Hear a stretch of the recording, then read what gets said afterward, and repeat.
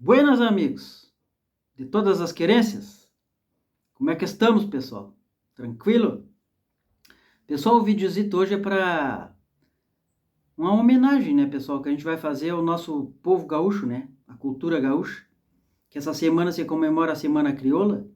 O dia 20 de setembro é o dia da Revolução Farroupilha, né? Então é o dia do gaúcho. Então nos vídeos anteriores a gente falou já, né, pessoal, já homenageou vários tauras do Rio Grande, né, os inesquecíveis, né, os, os letristas, né, pessoal que escreviam livros, né, os escritores, como Barbosa Lessa, né, como Glauco Saraiva, Paixão Cortes, por enfim, né, pessoal, vários, né, que deixaram um legado da nossa história, do nosso povo, né. Então não poderíamos deixar em branco uma homenagem ao Érico Veríssimo, né, esse escritor taura também, né, nascido em Cruz Alta, e ele criou, né, pessoal, essa saga do Rio Grande do Sul, né, que foi o Tempo e o Vento, né. Ele criou 3 obras, né, com 2 volumes, né, a última obra com 3 volumes, né. Então ele retratou a história, né, pessoal, dos 200 anos do nosso Rio Grande do Sul, né, do povo gaúcho. Então o primeiro foi o continente, o segundo o retrato e o terceiro o arquipélago. Uma ficção de 250, 300 anos, né, pessoal. E ele começou, né, com a cultura sulista, né, pessoal, com a fundação do Rio Grande do Sul, né, e as divisões do Estado, né, a Revolução Farroupilha, até chegar no governo de Vargas, né, nos anos 30, 40.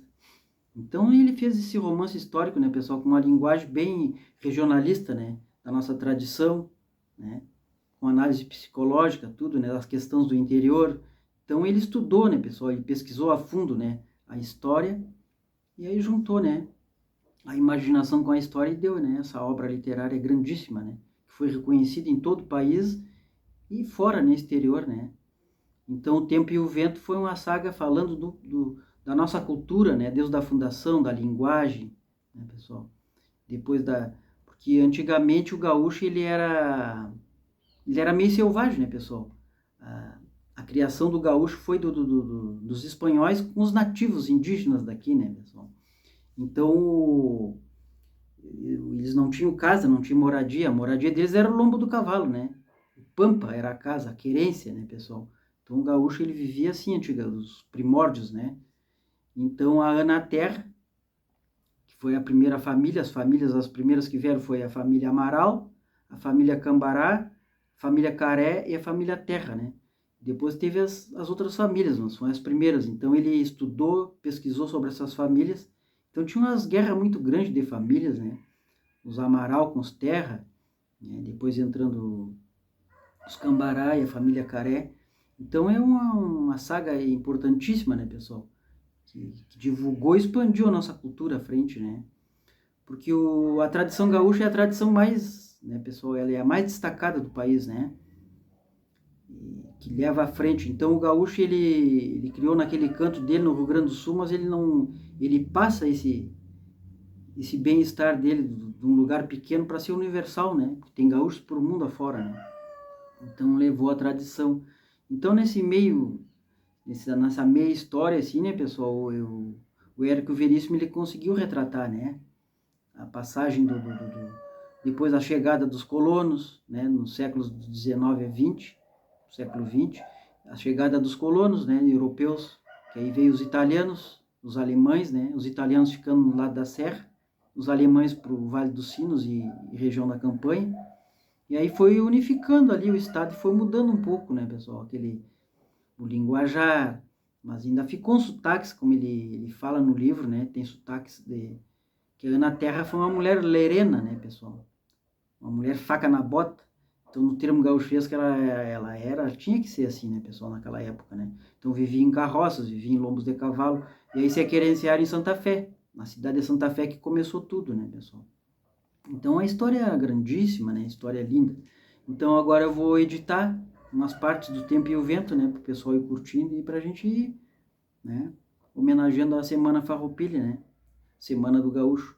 Então, o Pedro Terra, né, pessoal, que foi da família Terra, e depois ele conta de um médico também que chegou lá depois, bem já, né, que já era Rio Grande com cidades, né, com capital.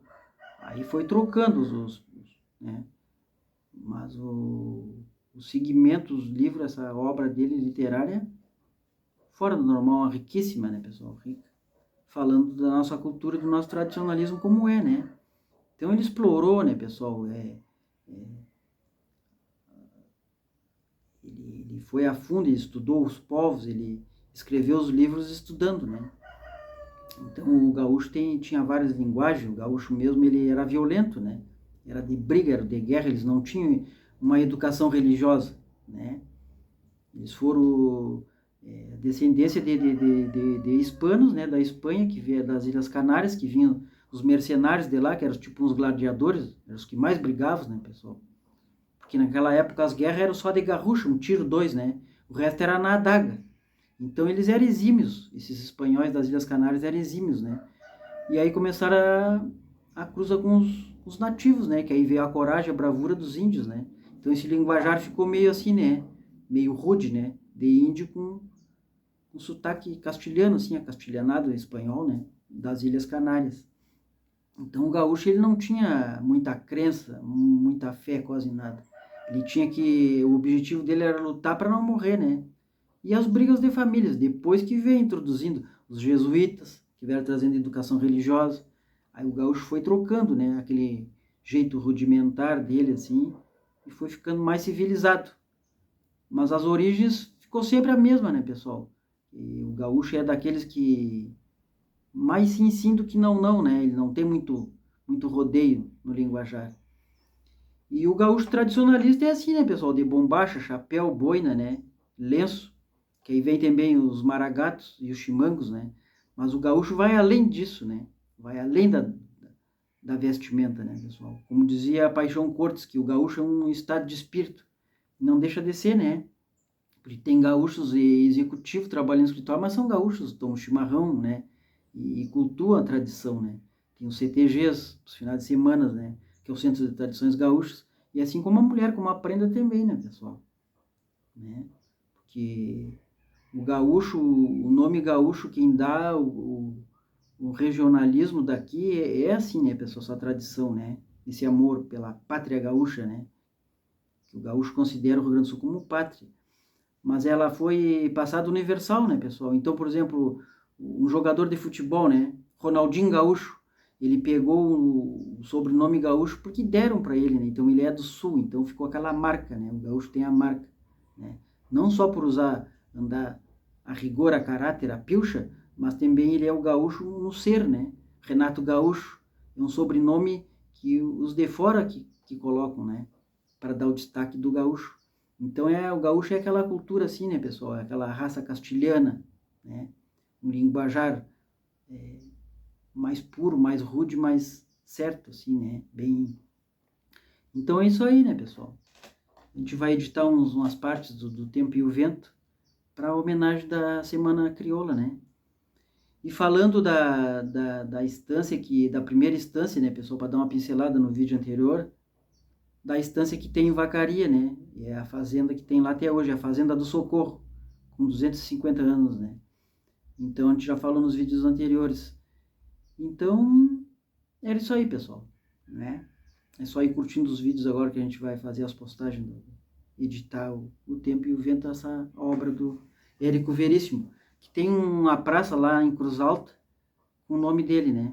E tem a casa onde ele morou e se criou, a família. Fizeram um museu também, tem a obra literária dele, todos os livros, né, exemplares, e retratos e coisas de família, assim, né? Então, um forte abraço, pessoal, a todos os amigos dos campos da internet, e fiquem todos com Deus.